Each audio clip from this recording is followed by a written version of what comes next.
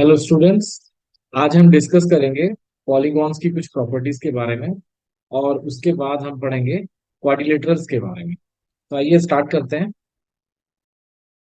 देखिए स्टूडेंट्स, सबसे पहले मैं डिस्कस करना चाहूंगा पॉलीगॉन्स की कुछ खास प्रॉपर्टी और कुछ उसके साइड्स के बारे में और एंगल्स के बारे में। देखिए, जैसे कि ये हमारा एक पॉलीगॉन है और ये जो साइड्स हैं, इसमें कुछ साइड्स होते हैं जिनको हम अपोजिट साइड बोलते हैं। फॉर एग्जांपल, मान लीजिए अगर मैं इस पॉलीगॉन का नाम दे देता हूँ ए, बी, सी एंड डी। ये क्वाड्रिलेटरल है और इसमें मैंने ए बी सी डी नाम दिया है। पॉलीगॉन में ये क्वाड्रिलेटरल है। तो इसमें जो साइड ए बी होगा, ये वाली जो साइड है, इस साइड का अपोजिट साइड होगा ये वाला D C. A B side का अपोजिट साइड होगा डी सी। ठीक उसी तरह से ए डी का अपोजिट साइड होगा बी सी।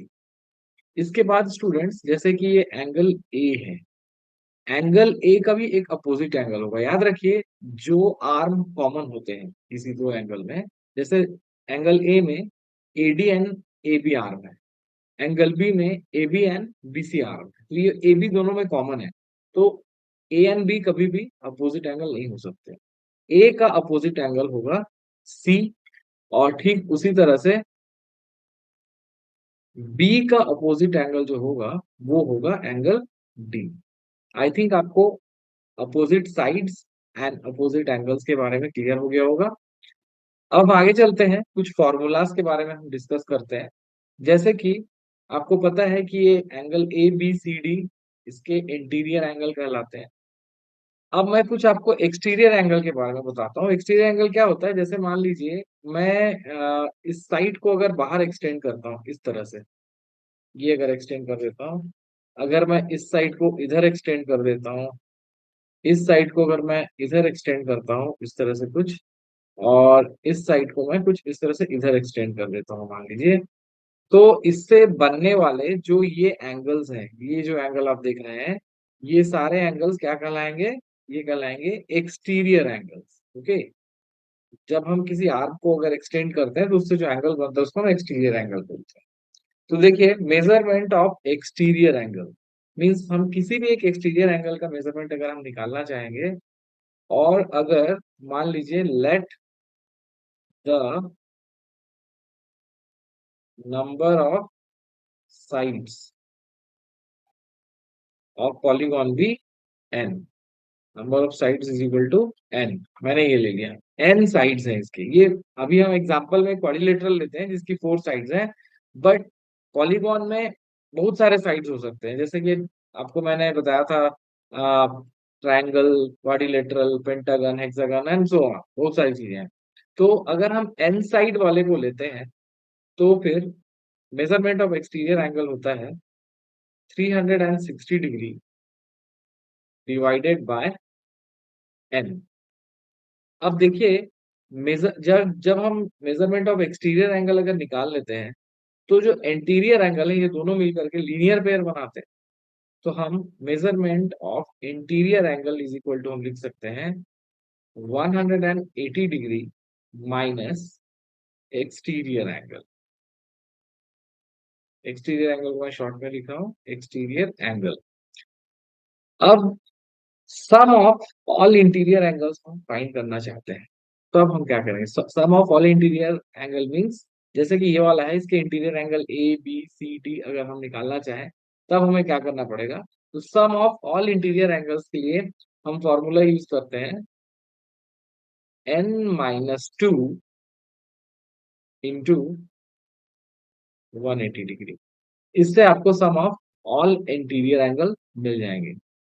यहां से आप देख सकते हैं कि measurement of exterior angle is equal to 360 divided by N है, जो एन नंबर ऑफ साइड है। तो sum of all exterior angle जो डेफिनेटली 360 डिग्री ही होगा। अब देखो बच्चों, इसके बाद एक और चीज से आप मैं इंट्रोड्यूस करवाता हूँ आपको, डायगोनल्स। देखिए, जब हम अपोजिट एंगल्स को एक दूसरे के साथ मिलाते हैं कुछ इस तरह से, तो इन्हें हम क्या बोलते हैं? इन्हें हम बोलते हैं डायगोनल्स। सो किसी भी पॉलीगॉन में जो डायगोनल होता है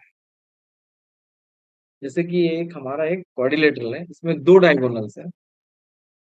ठीक उसी तरह से पेंटागन में, हेक्सागन में नंबर ऑफ डायगोनल्स कितने होते हैं ये हमें निकालना पड़ सकता है। तो उसके लिए एक फॉर्मूला होता है, वो होता है n × n - 3 अपॉन 2। अगर आप इस फॉर्मूला का यूज करेंगे तो इससे नंबर ऑफ डायगोनल्स आप निकाल सकते हैं। फॉर एग्जांपल देखिए, मैं इसी के लिए लेता हूं, अगर इसमें दो डायगोनल्स बना सकते हैं हम, अपोजिट, टोटल दो पेयर है अपोजिट वर्टेक्स या अपोजिट एंगल्स। सो हम अगर यहाँ पे 4 रखते हैं, n = 4, क्योंकि इसकी 4 साइड्स हैं, तो 4 × 4 - 3 upon 2, this will give us 4 × 1। 4 - 3 is 1 upon 2।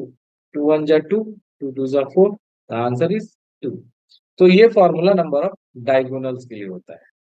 I think आपको पॉलीगॉन्स की ये कुछ प्रॉपर्टीज अच्छे से समझ में आ गई होंगी। अब हम पढ़ने जा रहे हैं हमारा क्वाड्रिलेटरल फैमिली का सबसे पहला मेंबर, ट्रेपेजियम के बारे में। देखिए बच्चों, ट्रेपेजियम कुछ इस तरह का शेप होता है जिसमें कि दो पैरेलल साइड्स होते हैं। जैसे कि आपको पता होगा, ये साइड और ये साइड आपस में क्या होते हैं, ये दोनों पैरेलल होते हैं। तो इसकी कुछ प्रॉपर्टीज होती है जो मैं आपको एक्सप्लेन कर रहा हूँ, ध्यान से देखिएगा। One pair of opposite sides are parallel. जैसे कि अगर मान लीजिए ट्रेपेजियम में, अगर मान लीजिए ये जो साइड है, इसको अगर मैं मान लीजिए ए बोलता हूँ, अगर मान लीजिए ये ए है, ये बी है, ये सी है और ये डी है, तो one pair of opposite sides are parallel, means यहाँ पे A B is parallel to D सी।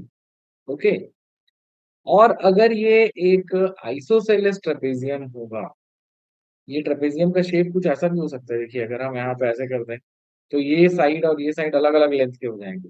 लेकिन अगर ये वाली साइड और ये वाली साइड अगर बराबर है, तो हम इसको बोलते हैं आइसोसेलेस ट्रेपेजियम। सो ये याद रखिएगा कि ट्रेपेजियम की सबसे मेन प्रॉपर्टी ये होती है कि उसके दो अपोजिट साइड जो है वो पैरेलल होते हैं। इसके बाद हम चलते हैं बच्चों पैरेललोग्राम की तरफ। देखिए पैरेललोग्राम, इससे पहले मैं आपको बता चुका हूँ, पैरेललोग्राम एक शेप होता है जिसमें कि अपोजिट साइड पैरेलल लाइंस होते हैं। तो आइए देखते हैं इसकी क्या क्या प्रॉपर्टीज होती है। देखिए पैरेललोग्राम की सबसे पहली प्रॉपर्टी होती है कि इसकी जो अपोजिट साइड्स होते हैं वो इक्वल होते हैं। जैसे मान लीजिए अगर ये हमारा एक ए बी सी डी एक पैरेललोग्राम है, तो इसमें ए बी और डी सी ये दोनों इक्वल, ए बी इक्वल होगा डीसी के, और ए डी जो है वो इक्वल होगा बीसी के। और इसके अपोजिट एंगल्स भी इक्वल होते हैं। जैसे कि यहाँ पे angle A should be equal to angle C, ये दोनों इक्वल होंगे ए और सी। ठीक उसी तरह से एंगल डी जो है वो इक्वल होगा एंगल बी के, ये दोनों equal. And diagonal bisect each other. Bisect का मतलब होता है इक्वली डिवाइड करना।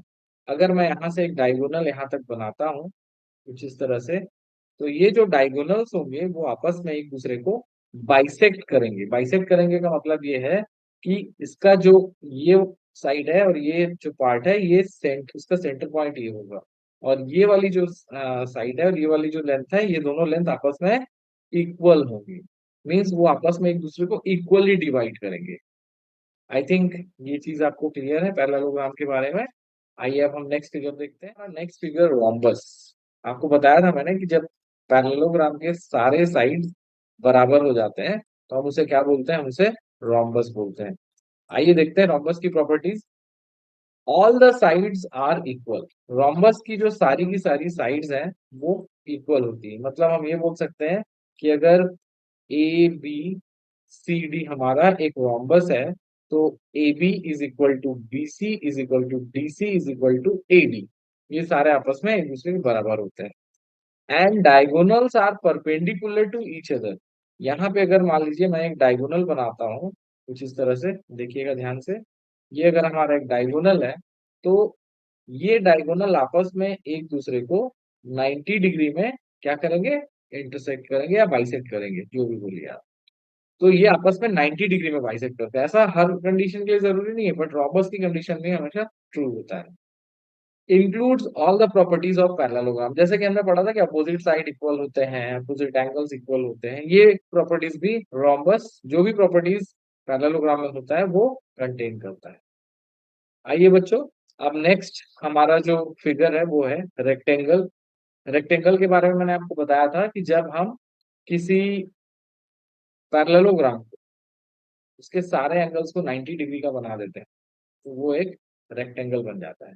तो सबसे पहली प्रॉपर्टीज की होगी कि इसके जो एंगल्स होंगे बच्चों, इसके जो एंगल्स होंगे वो क्या होंगे, वो सारे के सारे 90 डिग्री के होंगे। ये भी 90 डिग्री होगा, ये भी 90 डिग्री होगा, ये भी 90 डिग्री होगा, और ये भी 90, सारे 90 डिग्री होंगे। डायगोनल्स आर इक्वल, ये इसकी एक खास प्रॉपर्टी होती है कि इसकी अगर हम डायगोनल्स खींचते हैं, मान लीजिए इस तरह से, अगर मान लीजिए मैं इसको इस रेक्टेंगल को कुछ नाम देता हूँ, मान लीजिए X, Y and Z and A. अगर ये हमारा एक्स वाई जेड है, एक रेक्टेंगल है, तो X Z is equal to A Y होगा। मतलब यहाँ जो डायगोनल है, ये डायगोनल आपस में एक दूसरे के इक्वल होंगे। And includes all the properties of parallelogram, parallelogram की जो भी प्रॉपर्टीज होती है, opposite sides are equal, opposite angles are equal, ये सारी प्रॉपर्टीज वो कंटेन करेगा। अब इसके बाद हमारा नेक्स्ट फिगर है वो है स्क्वायर।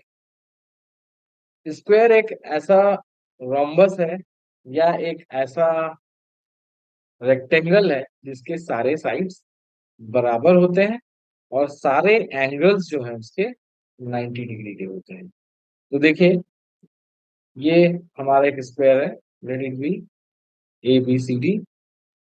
तो इसके सारे एंगल्स 90 डिग्री के होंगे, और इसकी एक और प्रॉपर्टी होगी कि ये पैरेललोग्राम की भी प्रॉपर्टी कंटेन करेगा, ये रेक्टेंगल की भी प्रॉपर्टी कंटेन करेगा, और ये रोम्बस की भी प्रॉपर्टी कंटेन करेगा। ये सभी की प्रॉपर्टी कंटेन करता है। मींस इसके डायगोनल 90 डिग्री में एक दूसरे को क्रॉस करेंगे। आइए देखते हैं बना करके दिखता है कि नहीं। देखिए, ये अगर इसके डायगोनल है तो ये भी 90 डिग्री में क्रॉस करेगा, ये 90 डिग्री आएगा, ये डायगोनल्स के बीच में एंगल वो आपस में इक्वल होंगे। Means D B is equal to A C होगा, और साथ ही साथ इसके अपोजिट साइड और अपोजिट एंगल इक्वल तो है। इसलिए स्क्वायर जो है वो सारे रेक्टेंगल्स की, सारे क्वाड्रिलेटरल्स की, सारे रोम्बसेस की प्रॉपर्टी कंटेन करता है। आइए बच्चों, इसके आगे देखते हैं। हमारा जो नेक्स्ट फिगर है वो है काइट। काइट के बारे में मैंने आपको बताया था कि इसकी एडजेसेंट साइड्स जो है वो इक्वल होती है। जैसे अगर मेरा ये काइट है ए बी सी डी, तो इसकी जो एडजेसेंट साइड है A D and A B, ये दोनों आपस में इक्वल होंगे, और डी सी और बी सी आपस में इक्वल होंगे। इसे हम काइट कहेंगे। एक और खास प्रॉपर्टी होती है काइट की कि इसके जो डायगोनल्स होते हैं वो आपस में एक दूसरे के साथ 90 डिग्री का एंगल बनाते हैं। मतलब एक जो डायगोनल है वो दूसरे डायगोनल का परपेंडिकुलर होता है। आई थिंक आपको ये सारी प्रॉपर्टीज समझ में आ गई होंगी जो हमारे क्वाड्रिलेटरल्स की होती है। ओके बच्चों, अगर आपको कोई डाउट होगी इससे रिलेटेड तो कमेंट बॉक्स में पोस्ट करें। Thank you very much.